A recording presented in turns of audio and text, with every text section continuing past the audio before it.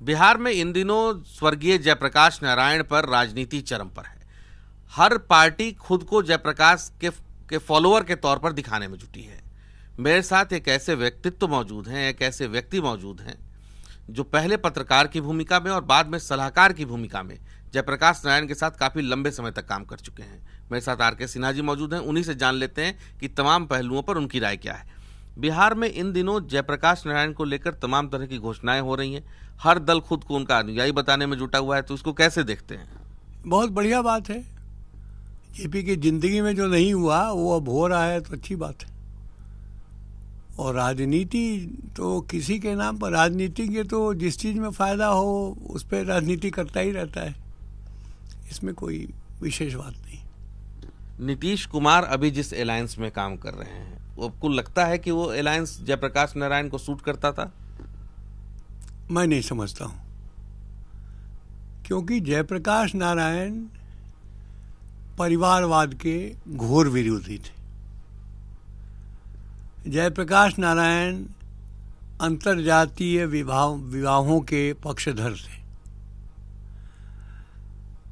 जयप्रकाश नारायण और बहुत सारी ऐसी बातें कहते थे जिनमें से इनमें से किसी ने कोई पालन किया नहीं है। थोड़ा बहुत किया है तो मैंने किया है और सुशील मोदी ने किया है। अच्छा, एक सवाल है कि राज्य सरकार अब सिताब दियारा में कई सारी योजनाओं को इम्प्लीमेंट करने की बात कह रही, कहा जा रहा है कि कई सारी योजनाओं को इम्प्लीमेंट कर भी दिया गया है। तो आपको लगता है कि धरातल पर कुछ हुआ? नहीं, देखिए कुछ तो देखिए, वो वीरेंद्र सिंह मस्त हैं, उसके मुख्य प्रबंधक ट्रस्टी, मैं भी उस ट्रस्ट में हूँ, तो थोड़ा बहुत काम तो होता ही रहता है और किया है उन लोगों ने। कम से कम जयप्रकाश जी का जो मकान है वो अभी सुरक्षित है, उसकी देखभाल हो रही है। कुछ स्मारक के भवन भी बने हैं, वो भी ठीक ठाक हैं। लेकिन जितना विकास जेपी का के जन्मस्थली का या जेपी के घर का, असल में जन्मस्थली तो उनका डुमराव में है जहाँ उनके पिताजी नौकरी करते थे, वो सिंचाई विभाग में, तो उसका भी विकास होना चाहिए। वो तो पूरी तरह से नीतीश जी के अंदर में है। तो जेपी तो महात्मा गांधी के बाद ऐसा कोई शख्सियत हुआ नहीं जिसने कि, आप ये समझिए कि 1857 से 1947 तक 90 वर्ष का संघर्ष और लाखों लोगों की कुर्बानी के बाद आज़ादी मिली थी।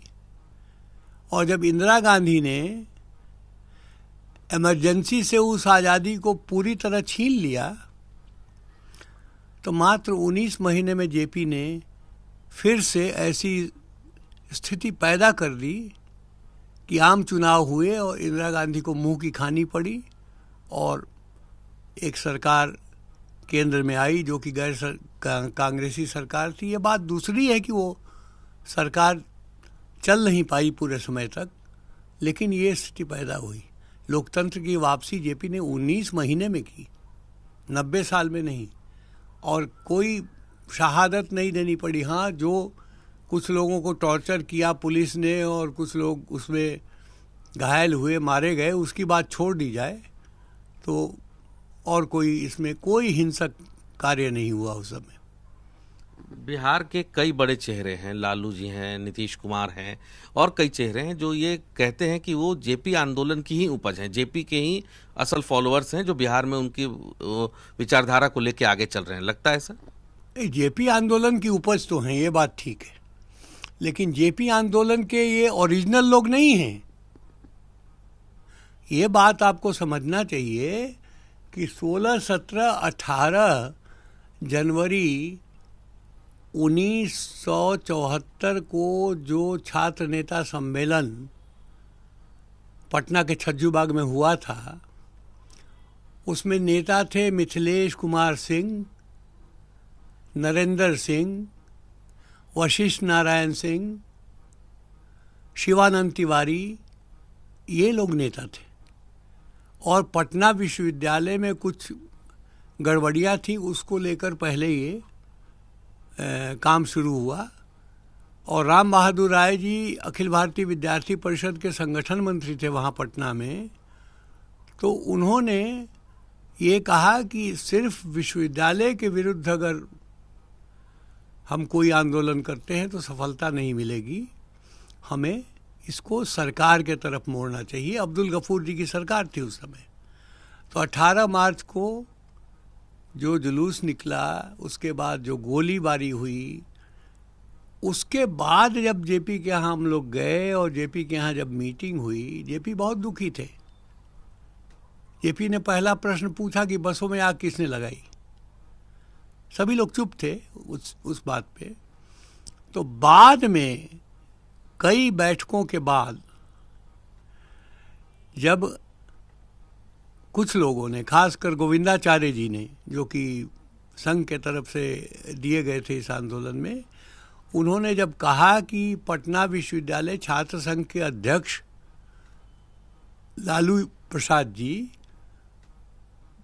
और महासचिव सुशील मोदी जी और पटना विश्वविद्यालय में ही इंजीनियरिंग कॉलेज के छात्र संघ के अध्यक्ष नीतीश कुमार जी, ये लोग संघर्ष समिति में नहीं हैं, इनको जोड़ा जाए, तो जोड़ा गया इनका नाम। उसके बाद से ये लोग भी मुख्य धारा में आए। तो जेपी आंदोलन से निकले लोग जरूर हैं, लेकिन जेपी ने जो बात कहा था उसमें से करने वाले लोग नहीं। मेरा एक आखिरी सवाल है इस सेशन का कि नीतीश कुमार नॉर्थ ईस्ट जा रहे हैं। कहा यह जा रहा है कि जहां पर जेपी ने लंबा समय बिताया नॉर्थ ईस्ट में, वहां पर कई आंदोलन किए, इस शांति लाने का काम किया, तो वहां जा रहे हैं। लगता है कि नीतीश कुमार के वहां जाने से कोई मैसेज जाएगा? अरे भाई, पहले शेखो दौरा जाए ना, मुसहरी जाए, जहाँ पर जेपी ने बहुत लंबा समय बिताया, नक्सलियों के खिलाफ संघर्ष किया, 9 महीने रहे जेपी। हम लोग जब जाते थे तो प्रभावती जी अपने से भात दाल तरकारी बना के खिलाती थी स्टोव पर। वहाँ जाएं, वहाँ मैंने अभी मूर्ति अभी स्थापित की है। वो जिस डाक बंगले में वो रहते थे, उस डाक बंगले को मैंने अपने एमपी फंड से पैसा दे के उसको फिर से रिनोवेट किया है। और वहाँ पर वो उनकी और प्रभावती जी की मूर्ति भी लगाई है, वो अपने पैसे से लगाई है, क्योंकि मूर्ति लगाने का काम एमपी फंड से वो अलाउड नहीं है। तो वो हमने किया है वहाँ पे। वहाँ जाके देखें क्या काम हो रहा है। शेखो दौरा जाए, जहाँ पर कि बहुत लंबे समय तक जेपी रहे, नवादा जिले में। उतना दूर काहे के लिए जा रहे हैं नॉर्थ ईस्ट? बिहार में बहुत ऐसे जगह हैं जहाँ पर जेपी ने बहुत लंबे लंबे काम किए। जब वो मुसहरी का कांड हुआ तो जेपी और प्रभावती जी उस समय उत्तराखंड के रानीखेत में थे। वहाँ उनको जब पत्र मिला कि साहब यहाँ पर नक्सलियों ने धमकी दी है कि जो कार्यकर्ता लोग हैं उनको मार दिया जाएगा, तो जेपी वहाँ से चले आए और वो बीमारी की हालत में आए, वो भी और प्रभावती जी दोनों। क्योंकि मुसहरी के बाद ही प्रभावती जी बम्बई गई, एडमिट हुई और उसके बाद उनका देहांत भी हुआ। लेकिन उस हालत में भी जेपी ने 9 महीने बिताए मुसहरी में। अभी भी मुसहरी में जाके देखिए क्या स्थिति है। तो मैं तो जाता रहता हूँ। तो अभी मुसहरी और शेखो दौरा में ही अगर माननीय नीतीश जी कुछ कर पाएँ तो बहुत बड़ा जेपी के नाम पे सेवा होगी। एक सवाल और मेरे जहन में बच गया है कि अभी जो जिस तर्ज पे राजनीति चल रही है, हम पार्टी लाइन से ऊपर उठ के बात हम लोग कर रहे हैं कि जिस तर्ज पर राजनीति बिहार के अंदर चल रही है, उसमें लगता है कि कोई भी दल या कोई भी धारा जो है वो जेपी के साथ और जेपी के विचारधारा पे चल रही? मैं नहीं समझता हूँ। कोई दल मैं नहीं कहूँगा, व्यक्ति लोग हैं, इंडिविजुअल्स हैं, व्यक्ति हैं जो उनसे बहुत प्रभावित हैं और उनकी बातों को मानते हैं। जैसे उन्होंने अंतर्जातीय विवाह पे बहुत जोर दिया था, तो हमने अपने परिवार में वो लागू किया है। सुशील मोदी ने भी अपने बेटे का विवाह किया है बाहर। तो ये सारी चीज़ें, सुशील मोदी ने खुद की भी शादी बाहर में की है। मैं भी श्रीवास्तव हूँ, मैंने भी अम्बर्स्ट में सबसे पहले, उन जमाने में नहीं होता था तो हमने किया था। तो कुछ कुछ लोगों ने किया है, अपनी सुविधा से किया है। अब जेपी जनेऊ तोड़ो की बात करते थे, बहुत सारे लोगों ने जनेऊ तोड़ा, बहुत सारे लोग अभी भी बैठते हैं, रुद्राभिषेक करते हैं तो बाकायदा जनेऊ पहन के करते हैं। वो सब बातें मैं नहीं करूँगा, लेकिन जेपी का मुख्य जो एक स्वच्छ और भ्रष्टाचार मुक्त राजनीति का सपना था, उसको पूरा करने में किसी ने कोई सहायता नहीं की। शुक्रिया हमसे बात करने के लिए। ये आर.के. सिन्हा थे, जिनसे हमने जयप्रकाश नारायण को लेकर तमाम तरह की बातें की, किस तर्ज पे उन्होंने अब बिहार के अंदर काम किया था और अब की स्थिति में कैसे जो उनके अनुयायी हैं वो कैसे आगे लेके चल रहे हैं। तमाम विषयों पर हमने बातचीत की खुल के। मेरे सहयोगी कैमरा पर्सन सौरभ के साथ मैं स्वप्निल, जी मीडिया, दिल्ली।